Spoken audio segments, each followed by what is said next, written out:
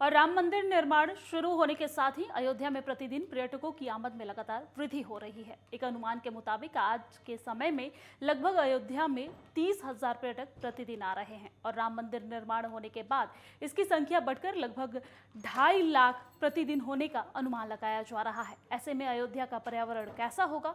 क्या अयोध्या का पर्यावरण, अयोध्या की जलवायु की स्थिति, अयोध्या की नदी सरयू इतनी बड़ी जनसंख्या में उत्पन्न होने वाले पर्यावरण में परिवर्तन को झेलने के लिए तैयार है? अयोध्या में हो रहे विकास की अंधाधुंध दौड़ में कट रहे पेड़ों से पर्यावरण पर क्या प्रभाव पड़ेगा और उसकी रोकथाम कैसे होगी, इस पर शोध भी शुरू हो चुका है और इसकी तैयारियां भी की जा रही है। इतनी बड़ी संख्या में पर्यटकों की हलचल और विकास के बैनर तले हो रहे विनाश से पड़ने वाले प्रतिकूल प्रभाव और उनकी रोकथाम की तैयारियों के लिए शोध कर रहे डॉक्टर विनोद चौधरी से हमने बात की है।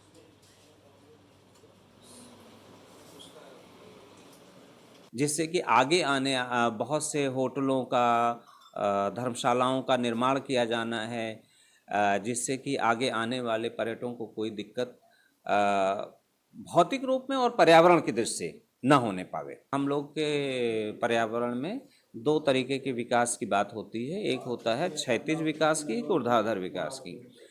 तो यहाँ पर हमको क्षैतिज विकास देखना पड़ेगा, चूँकि अयोध्या का अभी तक क्षेत्र सीमित है, 3 तरफ से नदी बहने की वजह से इसको हमको विस्तृत करना पड़ेगा और इसीलिए विकास प्राधिकरण का क्षेत्र बढ़ाया भी जा रहा है संभवतः।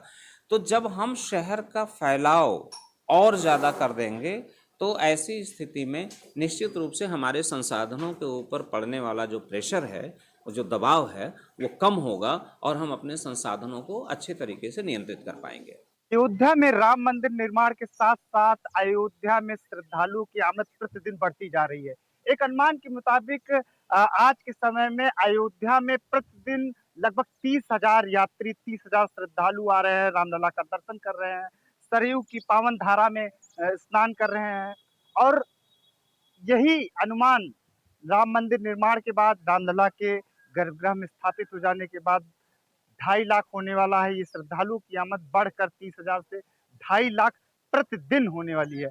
ऐसे में सरयू की निर्मल धारा पर, अयोध्या की जलवायु पर क्या परिवर्तन होगा, इसकी पड़ताल करने के लिए हम अयोध्या की जलवायु पर, सरयू की निर्मल धारा पर शोध कर रहे पर्यावरण वैज्ञानिक डॉक्टर विनोद चौधरी के पास पहुंचे। तो उन्होंने बताया कि अब बड़े सौभाग्य की बात है कि अयोध्या में रामलला का मंदिर बन रहा है, अयोध्या में पर्यटन बढ़ रहा है, अयोध्या में रोजगार के अवसर बढ़ रहे हैं।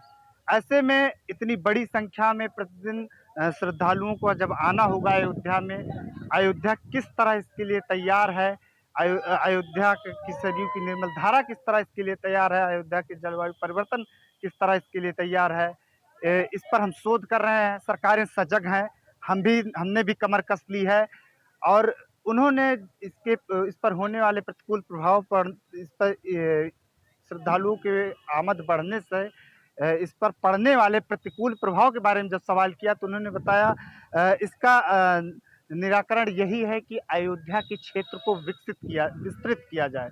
शायद यही कारण है अयोध्या विकास प्राधिकरण, अयोध्या नगर निगम अयोध्या के क्षेत्र को विकसित कर रही है, जिससे शहर का फैलाव बढ़ने से संसाधनों पर पड़ने वाला दबाव कम होगा और संसाधनों को अच्छी तरह से नियंत्रित किया जाएगा। नेटवर्क 10 के लिए अंशुमान तिवारी, अयोध्या।